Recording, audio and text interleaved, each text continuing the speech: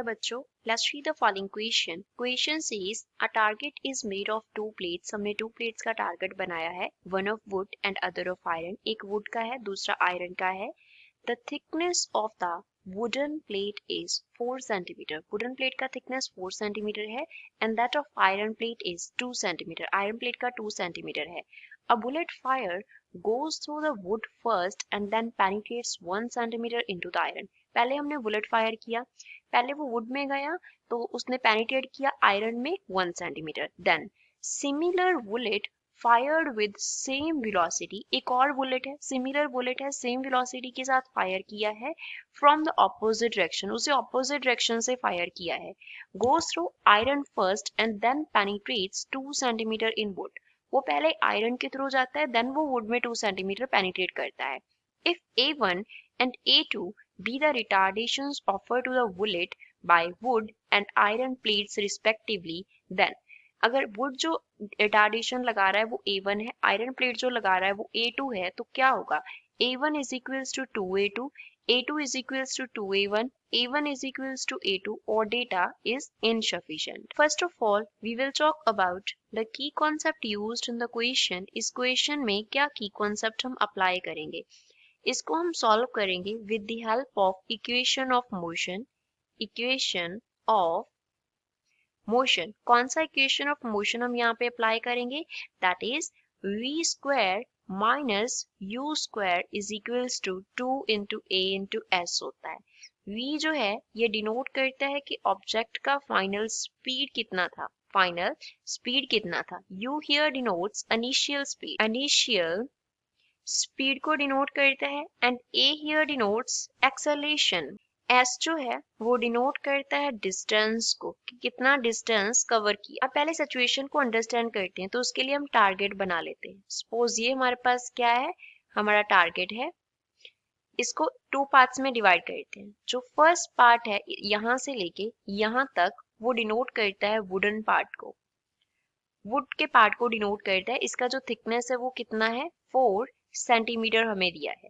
Then यहाँ से लेके यहाँ तक ये कितना है, 2 सेंटीमीटर है, और ये डिनोट करता है आयरन के पार्ट को. तो इस तरीके से हमारा टारगेट बना है.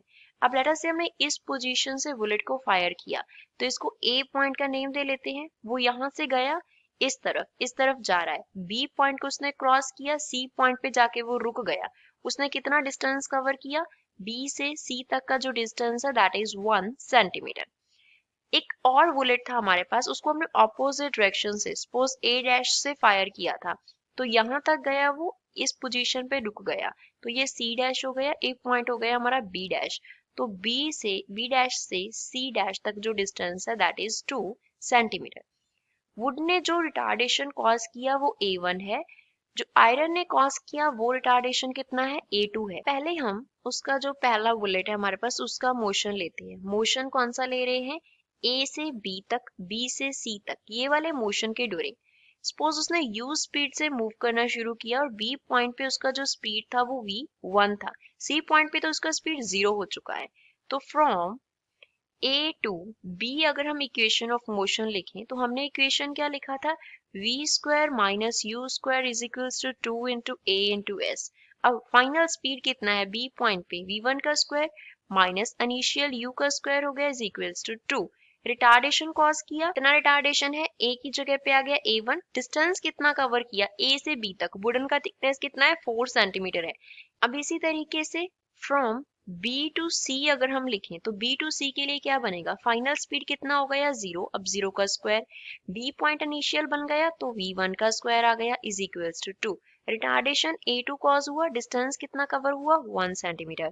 तो अब इन दोनों इक्वेशंस को अगर हम ऐड कर दें, एडिंग बोथ इक्वेशंस, तो हमारे पास क्या मिलेगा, लेफ्ट हैंड साइड पे एक में B1 का स्क्वायर है, दूसरे में माइनस B1 स्क्वायर है, तो 0 हो गया. माइनस क्या रह गया हमारे पास, u square is equals to, right hand side पे क्या आ गया, 2a2 plus 4 into 2 that is 8a1. Consider equation number 1. अब इसी तरीके से हमें दूसरे बुलेट के लिए मोशन कंसिडर करना है, that is motion from a dash to b dash to c dash.